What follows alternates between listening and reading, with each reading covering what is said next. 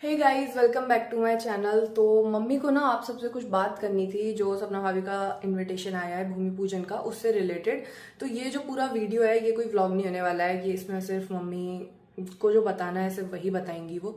तो मैं आगे का वीडियो चला देती हूँ, आप लोग उसको ध्यान से देखिएगा एंड आई होप कि आप लोग उनकी बात समझने का ट्राई करोगे कि वो क्या कहना चाह रही हैं। देखो, आज हम जाए वहां पर हैं तो हम तो जाने लायक छोड़े नहीं है उसने। हैं कौन से मुंह से जाए? आप पति तो मेरा वही है ना। आज भी उससे छेड़छाड़ करे कि क्या आरोप लगा दे, हमें विश्वास नहीं है भाई। कैसे विश्वास करें आप बताओ हमें? हैं कभी कहे मेरा मरा हुआ बेटा इसने छोड़ा नहीं, मेरा पति इसने छोड़ा नहीं है। और उस दिन इसकी माँ मेरे पास चाय पी के गई है, जो रिकॉर्डिंग डाली है ऊपर। मेरे बगल में चाय पी के गई है, अच्छे से बैठ के गई है। हैं ऊपर जाके रिकॉर्डिंग डलवाई है उसने। कि उसने जो आपके बाजू में ही क्यों प्लॉट लिया, मकान लिया, या आपके यहाँ पे क्यों बार बार आ रही है, बार बार आके शिकायत करती है, बार बार आके लांछन लगाती है, बार बार आके रिपोर्ट दर्ज करती है, क्यों आती है? और जैसे अपने घर पहुँच जाती है तो फिर दूसरे प्रकार का वीडियो डालती है। मैंने इसे बहुत सालों से देखा, जब सूरज जी ने अपना चैनल स्टार्ट किया था इसका, मैं तब से देखती आ रही हूँ। मुझे तो सारे जो अवगुण होते हैं वो सपना में दिखाई दे रहे हैं। मैंने आंटी अंकल को सबको देखा, सूरज को सबको देखा। तो ये लड़की ऐसी है कि इसको आवारगी चाहिए, अय्यासी चाहिए। अब आप देख रहे हो, अधनंगे कपड़ों में एक विधवा घूम रही है। विधवा कैसे होती है भाई? दो दो बार की विधवा, एक बार की हो तो समझ में आती, दो दो बार की विधवा अधरंग के शरीर से घूम रही है। उसे घूमना था, बाल छोटे करना था। पागलों की स्थिति कि मैं डिप्रेशन में पहुंच गई तो बाल छोटे कर लिए, उसके बाद सब कुछ हो गया वैसे का वैसा, बाल छोटे रहे। अब वो बढ़ भी नहीं रहे बाल, जब मन होता तब कटवा लेती है। क्यों भाई? डिप्रेशन में ये बनती, और डिप्रेशन में आके ससुर पे लांछन लगाती है, बलात्कार करते हैं ससुर इसको अकेले में चूमा चाटी करते हैं। तो 10 दिन क्यों रहने आ रही है इनके घर पर, मेरे को समझ में ही नहीं आ रहा। और ये आंटी अंकल ऐसे हैं कि भाई तुम बार बार उसको इतनी छूट दे क्यों रहे हैं कि वो रहने की बोलती है वो सब जगह। भाई एक दिन आप बोल दो मेरे घर में आने की ज़रूरत नहीं है और अपना ताला लगा के रखें। वो कैसे घुस सकती है? वो किसी कीमत पे नहीं घुसेगी भाई। आपको अपने पति का वो नहीं है। अगर आपके बस ये कहे आपके दोनों बेटे तो खाई गई वो, अब आपके पति के पीछे पड़ी है वो। कैसे भी पति मर जाए और आपकी पूरी प्रॉपर्टी ये हत्या ले, और कुछ नहीं है इसको, इसका कुछ भी नहीं है सोचने का, इसको कोई दुख नहीं है। ये अय्यासी में घूमने में लगी है, सभी को दिख रहा है, यहाँ घूमना वहाँ घूमना, लड़कों के साथ डांस करना। ये विधवा कैसी है? एक बार की विधवा होती है तो मंदिर पकड़ लेती है। ये दो दो बार की विधवा है और अय्यासी करती घूम रही हो। इसको सिर्फ आपको कैसे भी करके मेंटली डिस्टर्ब करना है, परेशान करना है। और ये रोज़ रोज़ का बोलने से क्या है, अंकल की शुगर बढ़ेगी, वो एडमिट होंगे, उन्हें कुछ होगा, फिर ये प्रॉपर्टी पे आके धरना दे के बैठ जाएगी। क्यों?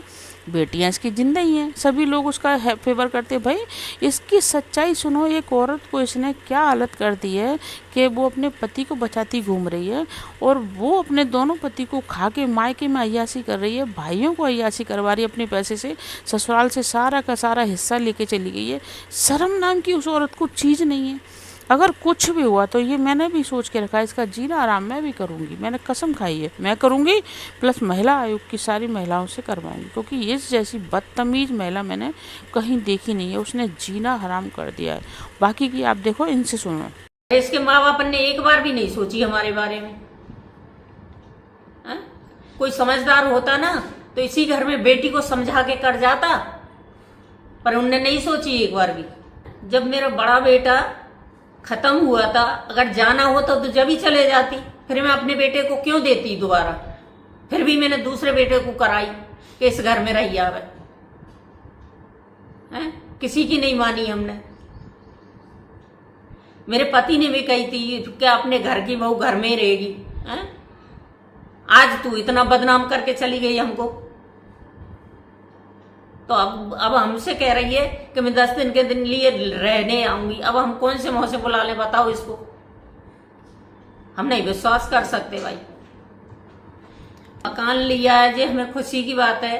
अब प्लॉट लिया, खुशी की बात है, बच्चियों को कुछ कर रही है जी, हमें बहुत खुशी हुई है। लेकिन इतना नहीं करना चाहिए उस सपना को कि जितना हम बदनाम कर दिए ना, अब कितों के नहीं छोड़े हम। देखिए आंटी जी, मैं तो बस इतना कहना चाहूँगी कि अगर उसने ये कहा है कि मैंने आपके बगल में प्लॉट लिया है, मकान लिया है, जो भी लिया है, और वो आपके यहाँ 10 दिन रहेगी, आप सोच समझ के उसको रखना। वो एक जहरीली नागिन है और वो कभी भी जहर उगल सकती है। हम इतना इससे ज़्यादा कुछ नहीं कर सकते, क्योंकि मैंने जब सूरज ने चैनल शुरू किया था तब से मैं आपको लोगों को देख रही हूँ। मैं आपके सपोर्ट में हमेशा खड़ी हूँ। लोग कहते हैं ना कि नहीं, वो सपोली को पोपली को सब गलत बोलती हैं, बहू है बेचारी कहाँ जाएगी, लेकिन वो बेचारी नहीं है। वो सब दिमाग से काम चलाने वाली औरत है। शुरू में यहाँ रही तो ऐसे सती सावित्री की दुम बनी रही। जब यहाँ से जब वो सूरज मरा ख़त्म हुआ था, तब वो बेहोश होकर नाटक दिखा रही कि कैसे करके राजवीर मिल जाए। तो इन लोगों ने राजवीर की शादी कर दी। इनका तो सब ख़त्म हो गया ना। और जब राजवीर ख़त्म हो गया तो उसने अपने ससुर पे लांछन लगा दिया। फिर भी प्रॉपर्टी ले ली केस करके। पहले केस किया, ससुर के ऊपर केस किया, क्योंकि एक ही आदमी बचा था। अब वो कैसे मरे, तो वो मर नहीं रहा है, तो उसको शुगर की बीमारी हो गई। इसने इतनी टेंशन दी उनको। फिर उसके बाद तूने प्रॉपर्टी हत्या ली। तो आंटी जी, आप जो भी करो सोच समझ के करना। घर में मत लाना, मत लाना, मत लाना। आगे आपकी मर्जी, हम लोग सिर्फ समझा सकते हैं। अब आपको बेमौत मरना है और अंकल को बेमौत मारना है, तो उसकी जिम्मेदार, अगर आपने इसको अपने घर पर रखी और अंकल जी को कुछ हुआ तो उसकी जिम्मेदार आंटी आप होंगी। इसको मत रखिए आप अपने घर पे। एक बार साफ कहना, खुश रहना। अभी कहती फिर रही थी कि नहीं हमारे बच्चों का नाम नहीं लो, फलाना नहीं लो, और अब फिर से आने लगी, अपने नाटक दिखाने लगी कि क्योंकि अंकल को उसको कुछ नहीं करना। दोनों बेटे खा गई, अब वो अंकल को ख़त्म करना चाहती है और कुछ नहीं। तो मेरी आपसे हाथ जोड़ के विनती है कि इसको अपने घर में मत रहने दीजिए।